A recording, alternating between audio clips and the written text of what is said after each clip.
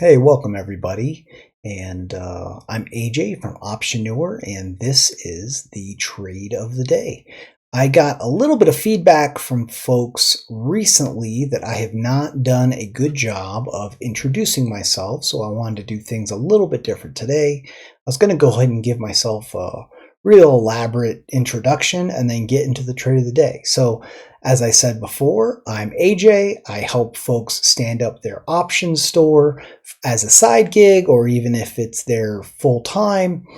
A little background here. About 30 years ago, I started out doing this, and then this happened.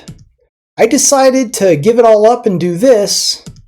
I didn't make any of this. I was having a hard time taking care of this, and so I started doing this. I hope that clears it up for everybody, and we're going to get right into the trade. All right, so what we're going to look at today is the bear ladder put spread, or some variance thereof. I do want to look at the security first. So this is SPY. SPY is probably the most widely traded ETF in the world. It is an analog for the S&P 500. So if you buy a share of SPY, you are really investing in the 500 separate companies that make up the S&P 500. So let's take a quick look down here at the chart. The chart's been just absolutely incredible over the last year or so. What I like to do is throw in a couple of trend lines just to get myself an idea of the tops and the bottoms. So let's make this thing, let's adjust this just a smidge so we line up real well with the movement we've seen recently. Boop. And then we'll throw one here on the top. That generally gives us an idea as to what our movement expectation can look like.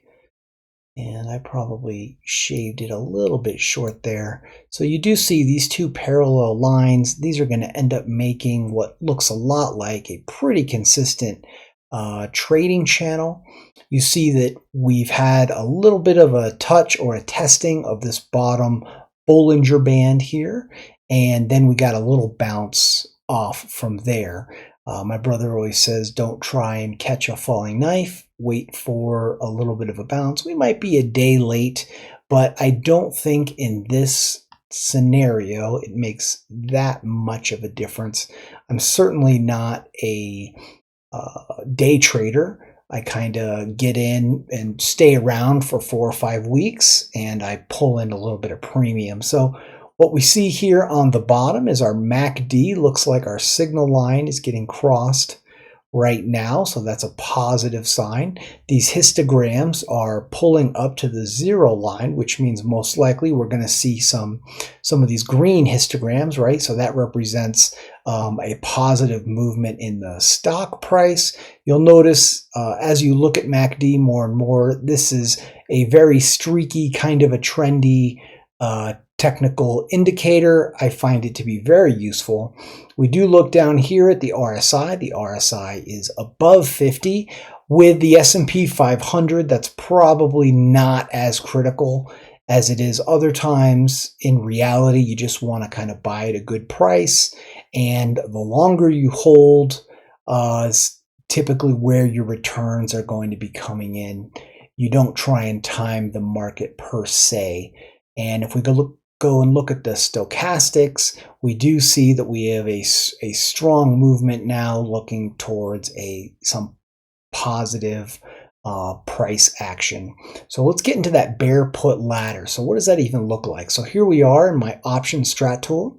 I will put a link to this trade in the description.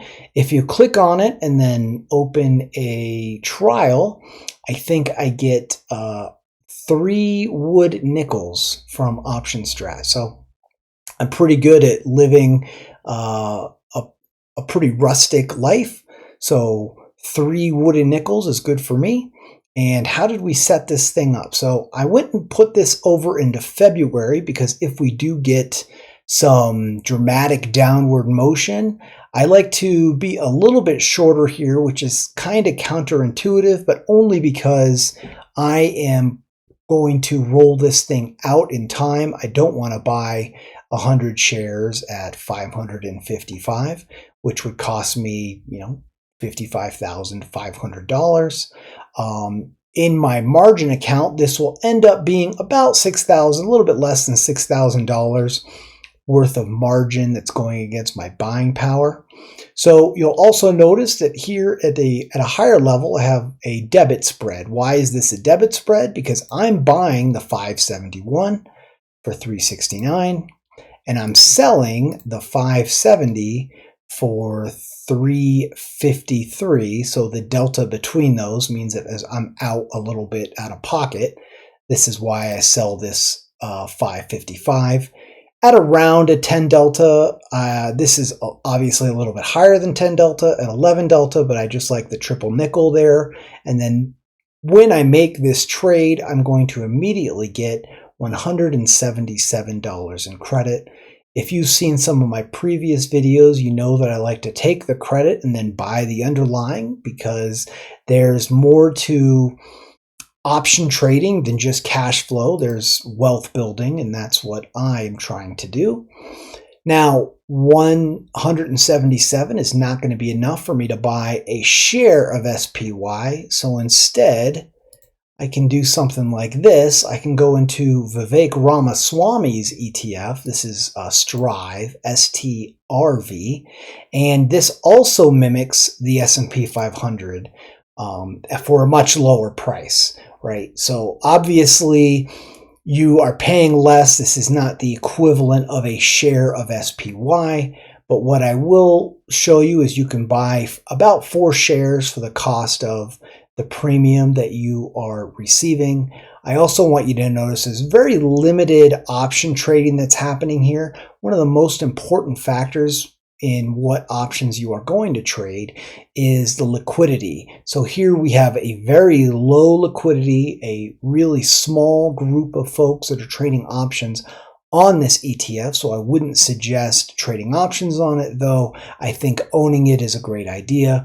If I was to add a call in here, just to give you some idea, what you'll see is Option Strat will give you this little indicator. So that's typically if there's very, very low volume or a wide bid ask or both. So if you click into it, it's going to tell you, hey, this is there's very low interest, 0, which is pretty low. There's no volume today, and there is a wide bid ask spread, right? So between $55 in what you could sell it for, or 55 cents, I should say, and what you can sell it for, and $2.75 that you can buy it for, you will get absolutely crushed in the friction if you are trading this as an option. So don't do that. Just buy the underlying, and you can still participate in that upside. So there it is. That is the option trade of the day. It is that bear put ladder. And I hope everybody has a great trading day tomorrow. That's Friday. Make sure you get your trades in because there's no trading on Monday. All right, have a great weekend, everybody.